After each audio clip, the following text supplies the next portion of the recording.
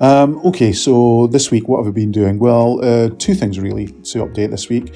And here we go again with the perennial and regular update on the, the Webley itself. Okay, things are going quite well actually. I didn't expect to get this far because I had a bit of, how can I put this, a bit of a hiccup in the actual manufacture of this. At this point, I would have expected to get to the stage where now I'd be showing you how I'm preparing this for painting. But that went a bit pear-shaped when I realised suddenly, and we'll just look at the first slide here, that the back of the cylinder, and I was just about to put this together with it, and I don't know why this didn't strike me. This is really weird from the moment that I actually printed this model, that the back of the cylinder is just blank. There's nothing there. Now, in this next slide, I'll show you what the real Webley, what the back of the cylinder looks like, and you'll understand what I mean. But obviously, in the back of a revolver cylinder, you have the rims of the shells themselves. You can see the round brass rims there with the cartridges inserted into the cylinder. With you can see that darker brass centre there. That's the primer caps. And that's what should be on the back of my model. And just to go back one slide again and see, it ain't. And that's because that was the bottom of the model, this particular part of the model, which is printed from the base up on my 3D printer. So of course there was no detail, and that was the best way to do it. And the reason that this has taken me 2 weeks to get to this point to realise this mistake and come up with a solution to it is because I got rather embroiled in this idea that, well, I'm going to have to do something to this model in a 3D package to put this section back in. Then I'm going to have to print it in two parts, so and then put these two parts together. Oh, it was all very convoluted, and it didn't have to be, because just suddenly last week I had one of those epiphanies and facepalm moments when I thought, oh god, it doesn't have to be that hard. All I have to do is print out a little fake rear detail element, which I could then just stick on the back, because it's going to be partially hidden anyway, so it doesn't have to be too realistic, just as long as there's something there, and I know there's something there, so I'm not fretting about it as we modelers do. Instead of going to a 3D package to make a whole new component, what I did was went to my 2D package to do a measured template, an accurate template, so then I could transfer that drawing onto a very thin piece of a plastic card, cut that out, and then slap it onto the back of the cylinder, and Bob's your uncle. So what I had to do was cut out a load of fake little cartridge rims and fake little percussion caps, which turned out to be the easiest bit, because it just so happens that the percussion caps were just about the right size of a standard hole punch. So I just punched these out of the plastic card, glued them all together, one on top of the other in a layer, then I could glue them onto the back of the cylinder. Job done. I can't believe that it took me like a week I just got my head fixed in this notion that there had to be a complicated solution to do this, when of course, as you can see now, there wasn't. And if you can hear sort of like a load of dogs barking in the background, it's because the neighbours' dogs have just gone mental. Okay, so moving on from that, and we're already on 5 minutes. Then I had to work out how I was going to insert the cylinder into the revolver itself in a secure manner, and I decided just to drill through the cylinder component and stick a wooden dowel through it to hold it in place, which roughly replicates how it really would be, although that would be a metal component in the real thing. And then insert the whole thing into the front of the model, and this is what it kind of would look like.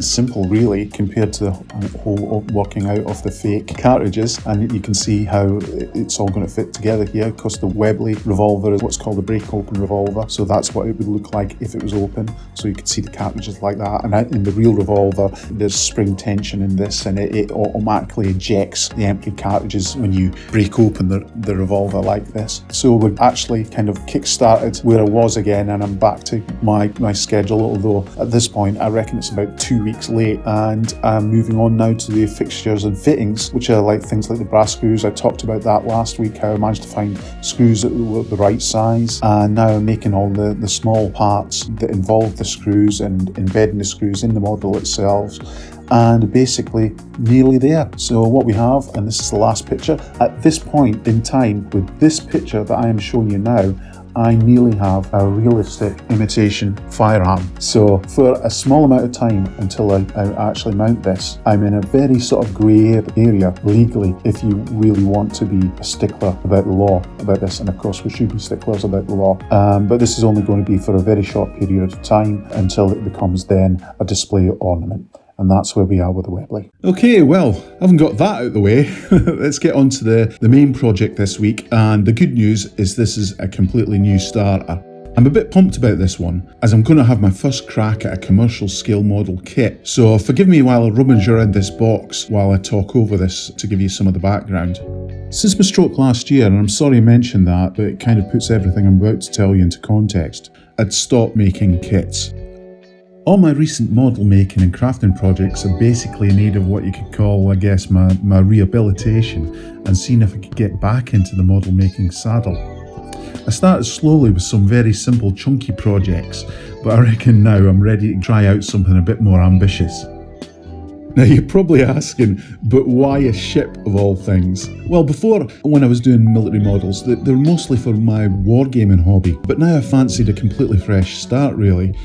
And between you and me, making models for wargaming was getting to be a little bit tedious, as really you're spending a lot of time building armies for tabletop gaming, which means you ended up making quite a few models that you weren't necessarily all that interested in making, but were doing them just because they were in the standard rules for that particular game. But now I'm free from this restriction, so now I'm really more interested in just making kits for the fun of it and to occupy myself. I'm a pretty eclectic person anyway, as you can probably tell, and I have the attention span of a goldfish, which is also probably obvious. So I've made myself a promise that if I manage to get back into kit building at all, I wouldn't do 2 or 3 of the same type of model back to back.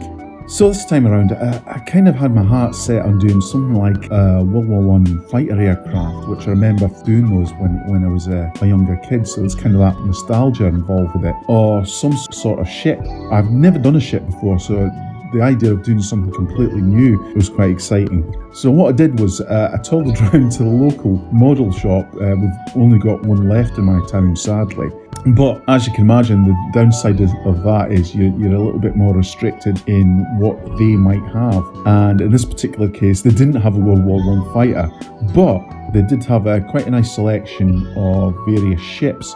Some of them were quite big actually and very expensive, funnily enough. But I did manage to find one smaller kit that was of reasonable price. Well, this particular model, HMS Nelson, isn't the most complicated ship model.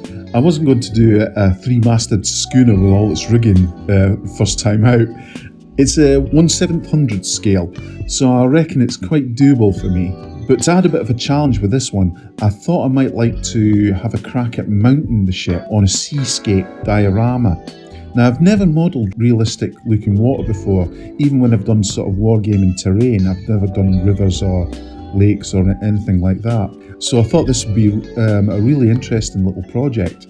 I'm starting today with some research, checking out YouTube tutorials and such like, but I won't be going mad with this one and getting embroiled in super detailing with any of those kind of like aftermarket add-ons that you can add to kits these days to make it any more complicated than it needs to be. It's more or less just going to be built straight out the box, and the main focus will be on making a reasonable job of building the base and having a crack at the water effects.